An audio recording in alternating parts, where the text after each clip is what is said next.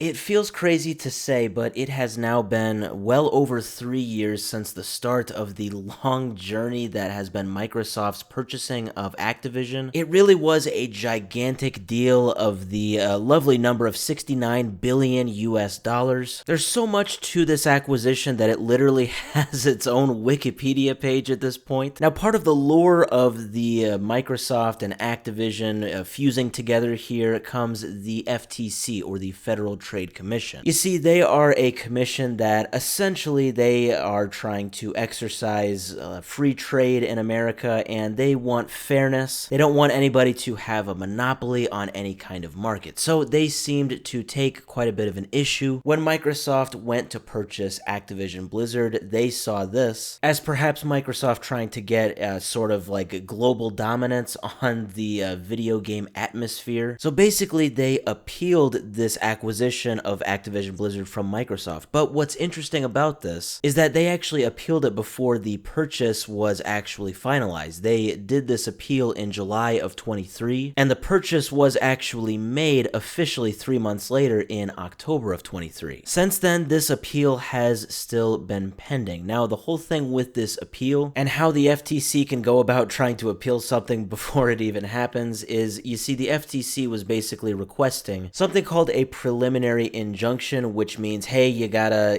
put this whole deal on hold until everybody can kind of figure things out and see if this actually is a monopoly taking place here. So an injunction, or like a temporary injunction, that's kind of what is coming into question here when the FTC filed an appeal. So if they did win this appeal, I do have to say that wouldn't just be the end all be all, like, Activision and Microsoft would actually be separated at that point. Like, that wouldn't actually happen if this appeal was actually won, but it would kind of possibly be a step in that direction. But the thing is, today, Wednesday, May 7th, this appeal was officially denied. So I am going to link this in the description. It was provided by Reuters. It's 40 pages long. Basically, this is kind of the header or the intro part here, but basically the TLDR of everything is right here where it says, given the FTC's failure to make an adequate showing as to its likelihood of success on the merits as to any of its theories, the district court properly denied the FTC's motion for a preliminary injunction on that basis. We therefore do not address the district court's alternative holding that even if the FTC has made a sufficient showing, the balance of equities did not favor a preliminary injunction. And then they say affirmed. Yeah, it's very wordy, it's very technical, it's very legal, but basically, yeah, this motion to appeal was completely denied. In simple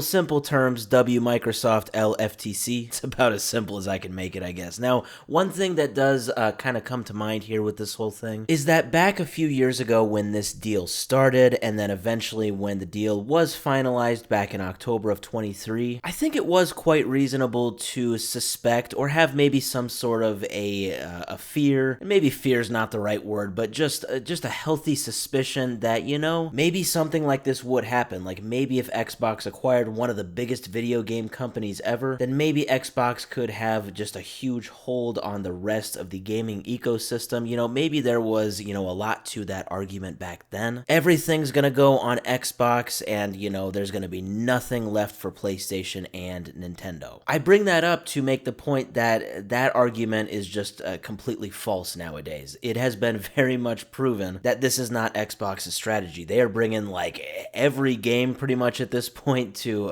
every console, every platform. Yeah, this whole multi-platform approach really started like a year ago, and it's just been going. And I mean, now it's really getting into like Xbox's heavy hitter IPs. I mean, it was literally just announced 2 days ago that Gears of War is getting a remake, like a remastered trilogy, and it is coming to PlayStation. I mean, what more could you want? At this point, I mean, it's only a matter of time before Halo comes to all platforms, and then that's pretty much it. And obviously, like, we haven't seen anything Activision go exclusive Xbox, at least not that I have seen anyway. Obviously, Call of Duty, Spyro, like none of those are going, just Xbox. So yeah, now it is pretty much set in stone, at least in the eyes of the US government, that the deal of Xbox acquiring Activision is pretty much permanent. It's good to go, it's finalized. And nowadays, with this whole multi-platform strategy from Xbox, Xbox, I really think that is absolutely the most fair decision.